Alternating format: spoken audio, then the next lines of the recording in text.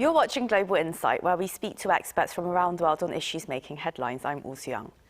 Now, North Korea has been showing increasing aggression towards South Korea, the United States and Japan. The ongoing string of provocations in recent weeks has added up to some 33 missile launches this year, including 7 intercontinental ballistic missiles. Now, the Allies are responding and strengthening deterrence towards the growing threat posed by Pyongyang. But is it enough? And where is this dangerous escalation of tensions going?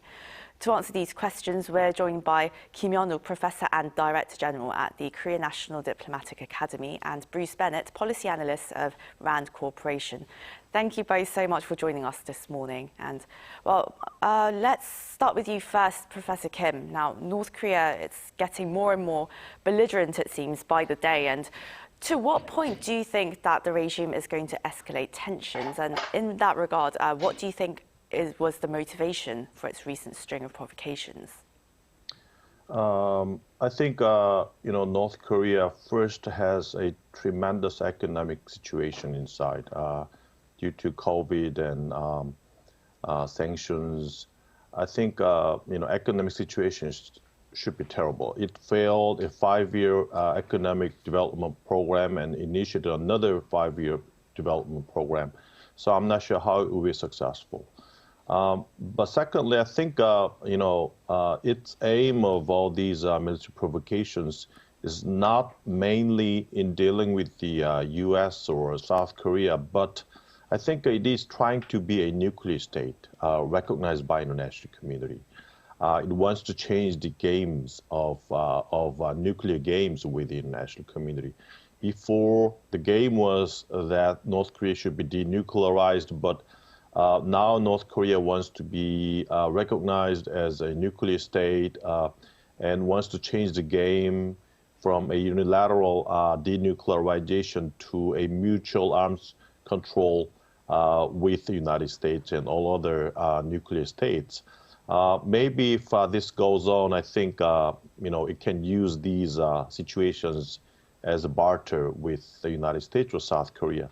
But I think maybe they would possibly pause a little bit. But I think if all these series of military provocations are not working, I think they will try to think about another nuclear test as some kind of critical juncture for the recognition of as a nuclear state. Right, a very desperate regime just trying to get this recognition. And Dr. Bennett, I wonder how you are reading this escalating tension that we're seeing on the peninsula. What do you think the regime is really thinking right now? Well, I certainly agree with Dr. Kim. It would appear that North Korea, with its suffering internal situation, is having difficulty trying to keep its people happy. And they are therefore trying to divert the people's attention by doing missile tests, by threatening nuclear tests, by coming up with new nuclear doctrine. They're trying to make it look like it's a problem from the outside as opposed to an internal problem. That's, I think, problem number one. And I also agree with Dr. Kim. This is a situation where North Korea really wants to be recognized as a nuclear state. That will make Kim look far more powerful, far more capable, and again, help deal with his internal problem. I think the third kind of issue is that Kim Jong-un really wants to get South Korea and the United States to compromise with him, to offer him concessions, and then potentially go to negotiations. He doesn't want to have to give anything for that, just to get concessions. And the U.S. has been very clear with our Korean allies just recently, we're not going to do that. And Dr. Bennett, well, Washington made it pretty clear in its recent national defense strategy that was released that there won't be a Kim Jong-un regime if it dares to launch a nuclear attack on the US or its allies. So what were your thoughts on this latest report? Well, this is exactly consistent with the 2018 U.S. Nuclear Posture Review. In 2018, the United States said very clearly that if North Korea uses a nuclear weapon, the regime will not survive.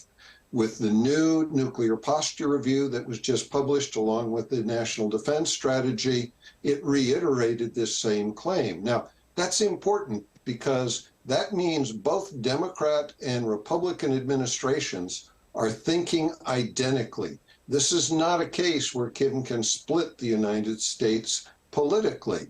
And it's important in addition, because if you look at the wording is almost identical. That's very hard to get between American administrations. But there's that much consensus in America that if Kim uses a nuclear weapon, that will be trouble. And Professor Kim, well, North Korea has been pledging more strategic and tactical cooperation with the likes of Russia and China. And do you think this kind of development will allow more cover for Pyongyang to really ramp up its testing even more? I mean, to what extent do you think Beijing and Moscow will condone Pyongyang's continuous testing? Russia and China are in trouble with the United States now. The U.S. Recently, throughout the national security strategy, mentioned that China is the only country that has intentions and capabilities to change the international order. And Russia touted as an imminent threat to the United States international community. So I think these countries need to gang up together. And North Korea is also a member of those coalitions. Now you see that maybe North Korea might not be content with possible Chinese, economic support, because China also has to deal with its domestic problems. Now Xi Jinping renewed its term for a third one, but still China has a lot of problems to deal with, economic situations and need to move to a normal situations from COVID-0 situations. So maybe China is not sufficiently supporting North Korea, but still China thinks that North Korea is a very important ally to China in dealing with the United States, and whatever the military provocations North Korea pursues, it accepts it and vetoes any kinds of criticisms or statements or sanction measures that should be made by the United Nations Security Council measures. So I think North Korea is now free to do anything it wants. It can do any kinds of military provocations, even possible nuclear test. Russia and China will be on the side of North Korea. And well, China's of course very wary of US presence on the Korean Peninsula, and arguably Beijing and Pyongyang have constantly been trying to undermine the South Korea-US alliance. And Dr. Bennett, well, when we focus on the North Korea-Beijing alliance, though, how does China feel about its neighbor really increasing its nuclear weapons capability? I mean, there's been distrust between the two sides for decades. So the question really is, at the end of the day, can even China trust North Korea? Well, I think the answer is even China doesn't trust North Korea, but it's very happy to see North Korea giving difficulties to the United States. For China, any damage to the U.S., any undercutting of U.S. authority and power is good for China. So they're willing to let Kim do that, despite the fact that it's dangerous for China in the end. I've had a graduate student who just did her dissertation, completed it on the North Korean nuclear threat to China, because it's important to recognize that this nuclear threat is not just against South Korea and the U.S. The North Koreans typically say that Japan is their enemy of 100 years, China is their enemy of 1,000 years. And so China is going to be wary of this, but happy to see North Korea giving the U.S. trouble. And trouble indeed, it seems to continue brewing in this part of the world. And Dr. Kim, there are lots of questions over whether how much US allies can really depend on extended deterrence alone, and whether South Korea and Japan even should be allowed to pursue their own options, including nuclear options. That continues to be debated. And well, given their history of enmity, China might really overreact, react very negatively to Japan gaining nuclear weapons. But how feasible does it look for South Korea? Do you think there might be some room for flexibility there? Um, Now the problem is that in Asia there are no American nuclear weapons. This different situation from NATO.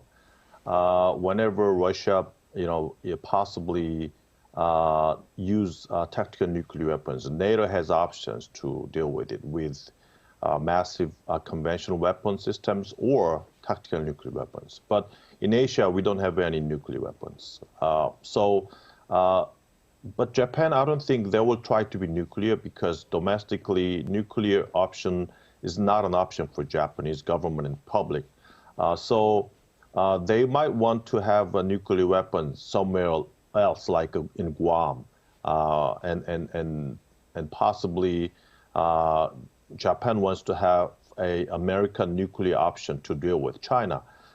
In case of South Korea, I don't think the U.S. wants to deploy nuclear weapons in this territory of South Korea because that will be the first target by North Korean missiles. So recently, South Korea and the United States held a security consultative meeting in which I think they tried to fill up, all the holes of vacancies of U.S. extended deterrent to South Korea.